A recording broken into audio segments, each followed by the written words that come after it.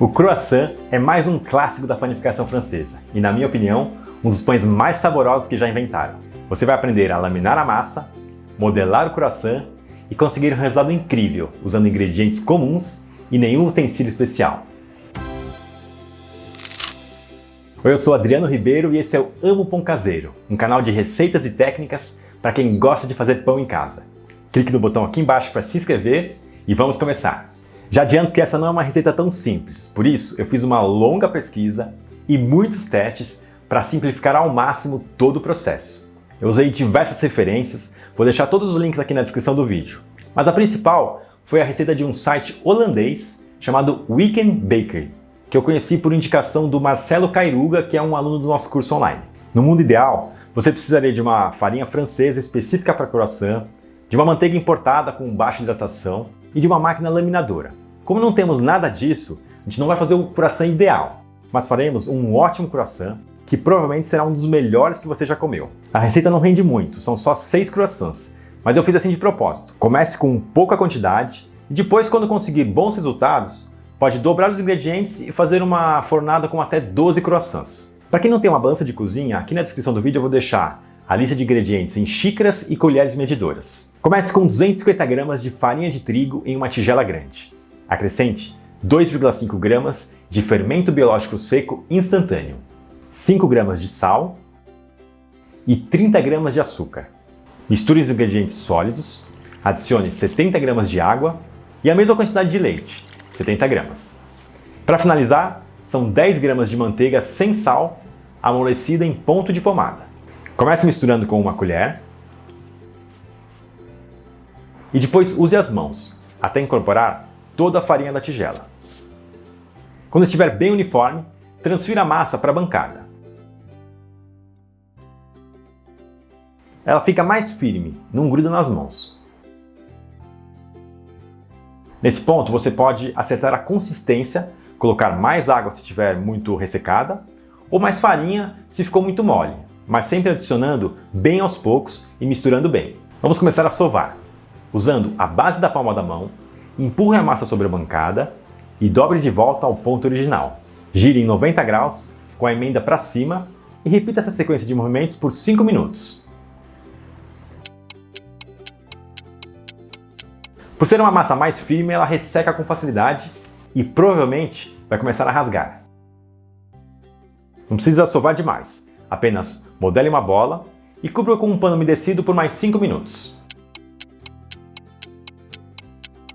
Com esse descanso, a massa já se torna bem mais elástica e já deve ter atingido o ponto de véu. Modele novamente uma bola e embrulhe a massa em um plástico filme. Na receita original, essa massa é deixada na geladeira da noite para o dia. Eu fiz o teste e não percebi diferença entre manter a massa por 12 horas na geladeira ou fazer uma fermentação mais rápida. Então, vamos deixar uns 30 minutos em temperatura ambiente e mais 1 ou 2 horas na geladeira. É interessante que a massa esteja gelada ao final desse processo. Enquanto isso, vamos preparar a manteiga. São 140 gramas de manteiga sem sal, deve estar gelada e não amolecida. Corte em fatias grossas. Então use um plástico mais grosso ou uma folha de papel manteiga antiaderente de aproximadamente 20 por 40 centímetros. Coloque as fatias de manteiga lado a lado formando um quadrado, deixando uma boa margem nas laterais. Dobre ao meio ou cubra com um outro pedaço de plástico. Usando um rolo de massa, vá apertando e enrolando até obter uma placa de manteiga uniforme de 15 por 15 centímetros. Volte a manteiga para a geladeira para não amolecer.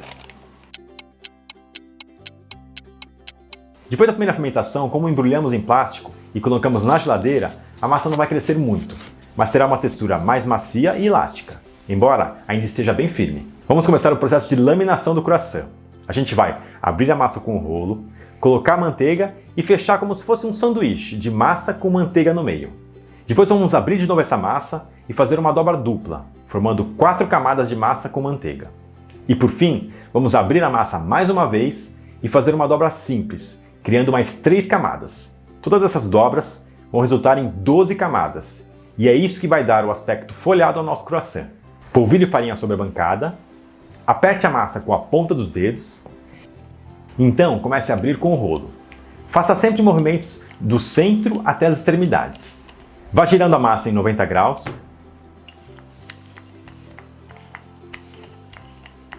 Até conseguir chegar a um quadrado de 25 por 25 centímetros.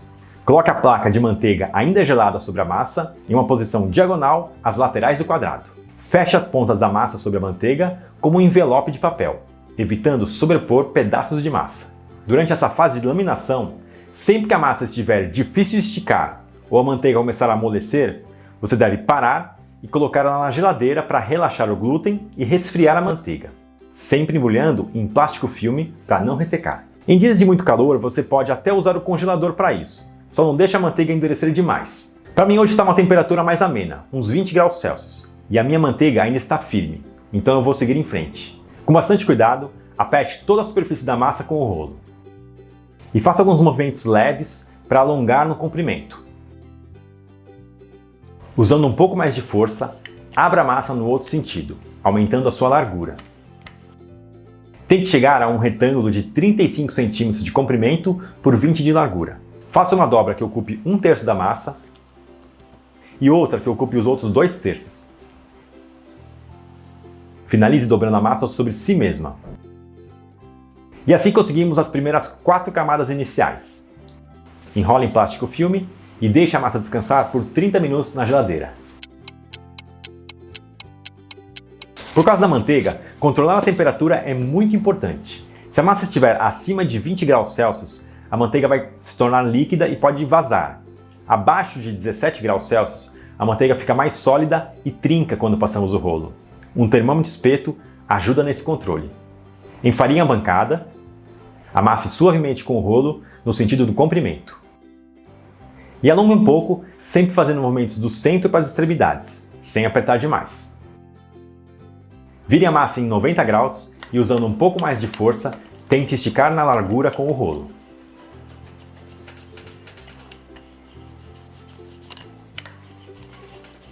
Se perceber a massa muito firme, cubra e deixe o glúten relaxar por alguns minutos. Se tiver calor, pode voltar para a geladeira. Com um breve descanso, a massa fica menos tensionada e é mais fácil de abrir. Ela deve chegar a um retângulo de 15 por 35 centímetros. Agora faça uma dobra simples, um lado até 2/3 da massa e o outro por cima de tudo. Com isso multiplicamos toda a massa por mais 3 camadas. Embale novamente em plástico e deixe por mais 30 minutos na geladeira. Chegamos na última etapa da laminação. A massa já foi bem esticada e agora ela pode não resistir e começar a rasgar com mais facilidade. Na receita original, a massa é novamente deixada na geladeira até o dia seguinte. Se você sentir que 30 minutos é pouco tempo, pode estender bastante esse tempo até 12 horas, conforme recomendado no site. Novamente vamos começar apertando toda a superfície com o rolo e depois deslizar para tentar alongar a massa. Mesmo usando bastante farinha, a massa pode rasgar em alguns pontos, então é preciso cobrir e voltar para a geladeira por mais 30 minutos. Repita a mesma sequência de movimentos uma última vez até chegar a um retângulo de 35 por 23 centímetros. Corte as bordas da massa, evitando o mínimo de desperdício. Divida em 3 partes iguais e faça uma diagonal em cada pedaço, formando 6 triângulos.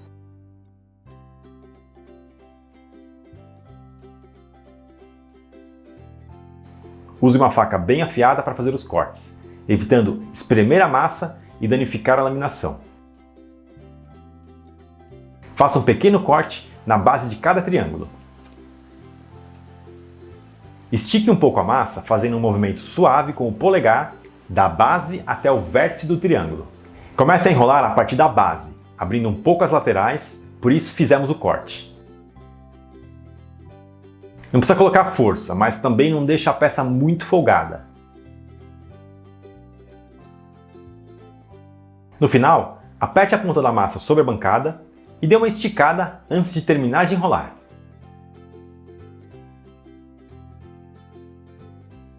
Aqui tem um fato curioso. O croissant mais autêntico é reto e não curvado, embora a origem da palavra croissant venha de crescente, ou seja, algo que tem um formato de meia-lua. Os primeiros croissants do século XIX eram realmente curvados, inspirados na lua que aparece na bandeira do Império Otomano. Mas hoje em dia, se você for nas melhores padarias de Paris, vai perceber que os croissants são retos. Coloque as peças em uma assadeira untada com bastante manteiga. Se você tiver aquele papel manteiga antiaderente, com um lado mais brilhante, vale a pena forrar a assadeira para soltar mais fácil os croissants e facilitar a limpeza. Cubra e deixe fermentar por 2 horas em temperatura ambiente. Lembrando que no calor esse tempo pode ser reduzido pela metade.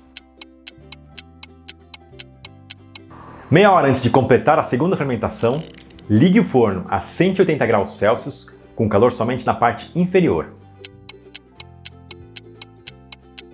Depois de 2 horas fermentando, os croissants irão ter crescido bem. Se agitar levemente a assadeira, perceberá que eles balançam com o movimento. Pincele toda a superfície da massa com uma mistura de ovo batido e um pouco de água. E leve a assadeira ao forno. Use a prateleira mais alta, mantenha a temperatura em 180 graus Celsius e não há necessidade de borrifar água para gerar vapor. Após 15 minutos, vire a assadeira para que os pães assem por igual.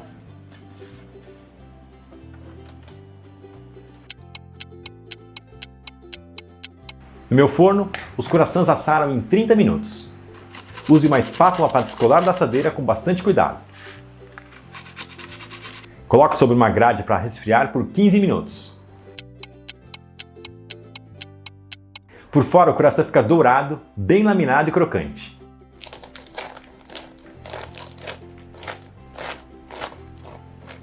Por dentro, você consegue ver todas as camadas e um miolo bem macio e amanteigado.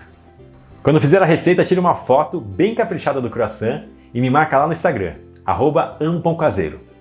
Qualquer dúvida, deixe seu comentário logo abaixo que eu vou responder sempre que possível.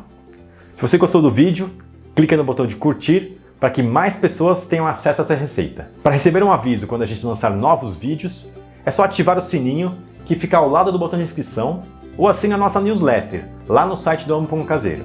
Até a próxima!